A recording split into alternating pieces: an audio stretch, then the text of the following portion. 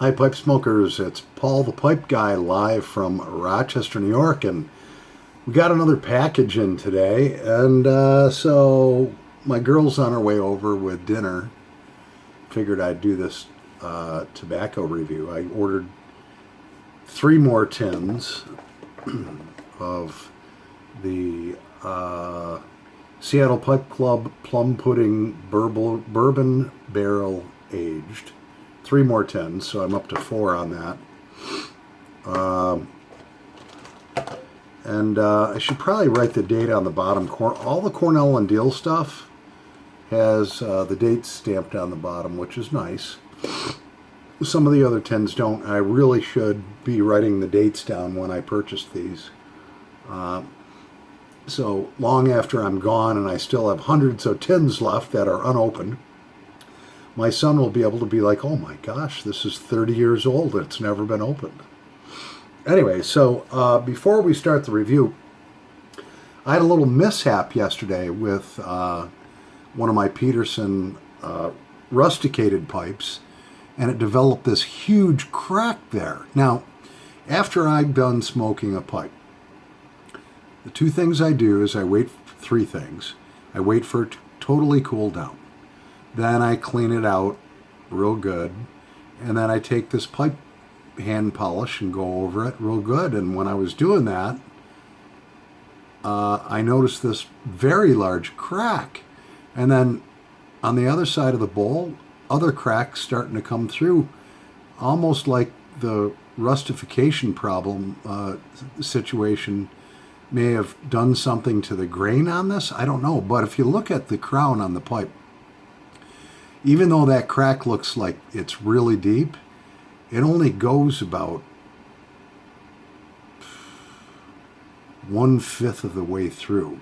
And I did a video on this. One of my subscribers says the pipe should still be fine to smoke. Go ahead and smoke it. Another one is like, you're better off throwing it away. It could just bust open and spill tobacco out all over your floor, whatever. Which it could. I'll just have to keep a close eye. I was puffing pretty hard on this thing when I was doing my tobacco review of the Officers Club.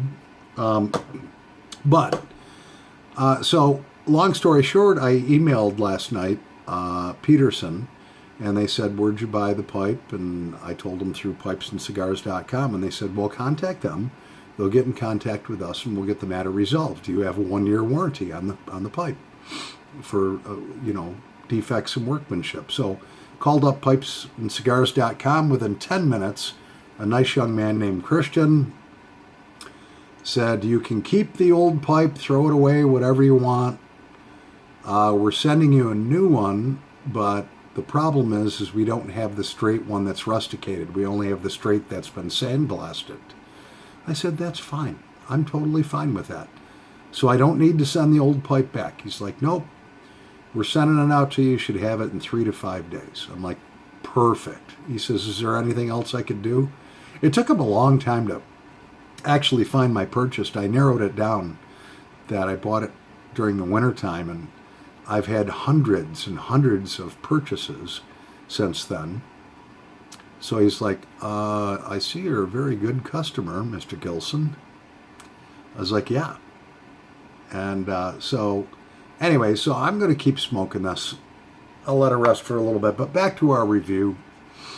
So I have another Cornell and Diehl blend that I came across. It's called Bourbon Bleu. Oh, yeah. Let's see what Cornell and Diehl has to say about it, which it looks like they have to say a lot here. So let me get through this. Perhaps the most well-known street in the French Quarter, the oldest district in New Orleans. This C&D Cellar Series blend takes its name from the colorful Bourbon Street, whose distinctive blue shutters have been, looks like, lined,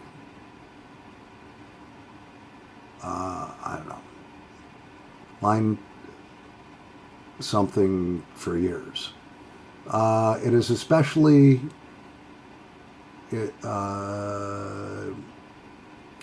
in this especially memorable blend, bright and red Virginias are mixed with just the right amount of dark-fired Kentucky and long-cut Perique, then married together with bourbon before being pressed to form an old-fashioned crumble cake. And then it says estimated peak 10 to 15 years. Estimated peak 10 to 15 years. That's what Cornell and Diehl has to say. Sorry, it's like super small writing. All right. Anyway, so let's open her up. Yeah, Cornell and Diehl's Bourbon Bleu. This blend was packed away on April 8th of 2021. So here we go.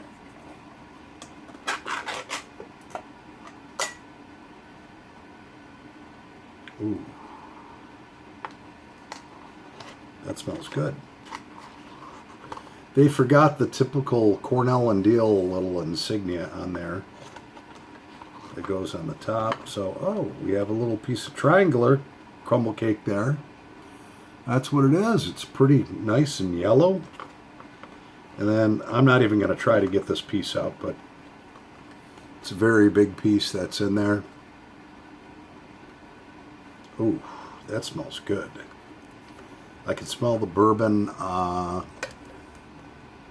Oh, yeah.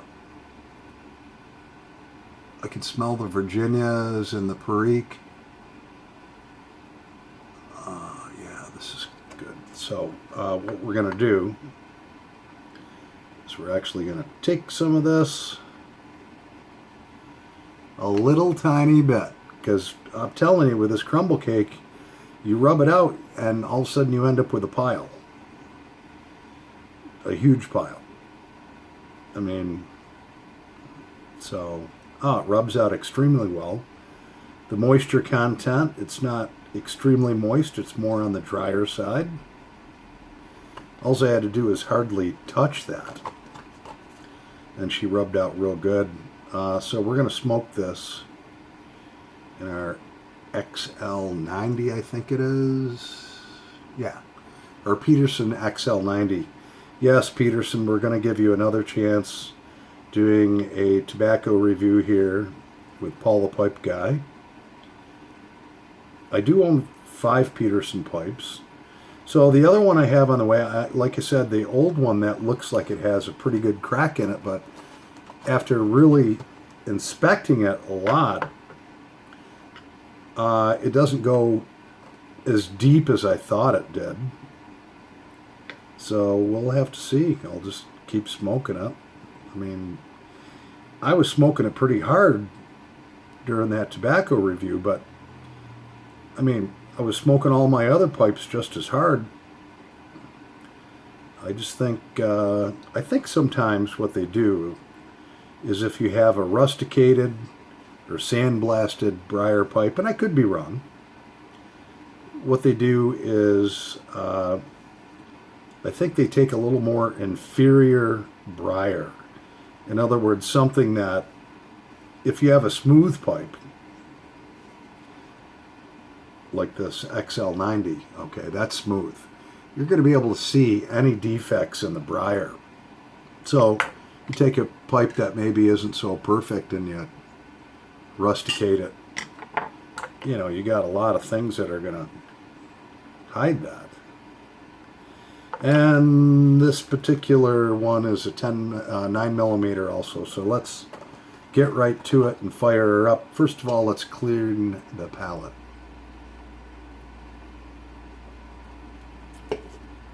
Ah, yes. And here we go. Ah, packed just right. Ooh. Even dry, I can taste the bourbon. Mm.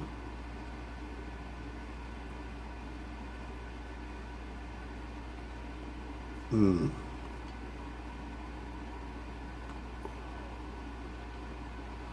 Oh, yeah.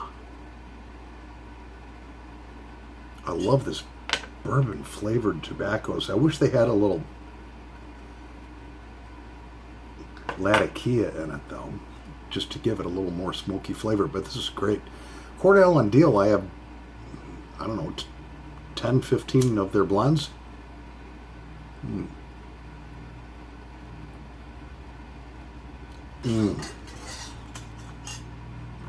Has not let me down yet.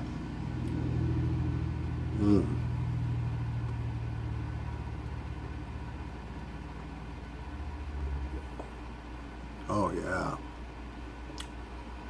that's good.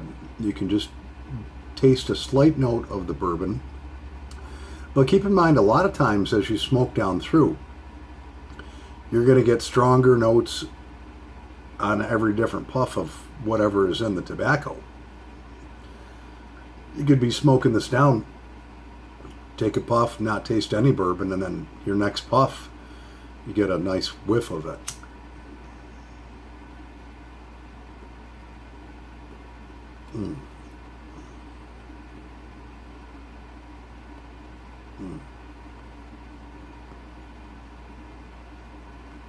Very good.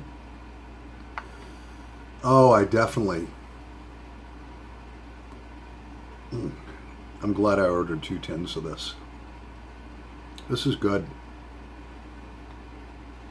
It is a little bit strong on the tongue, so I probably wouldn't smoke this blend all day. And I always focus on tongue bite, okay?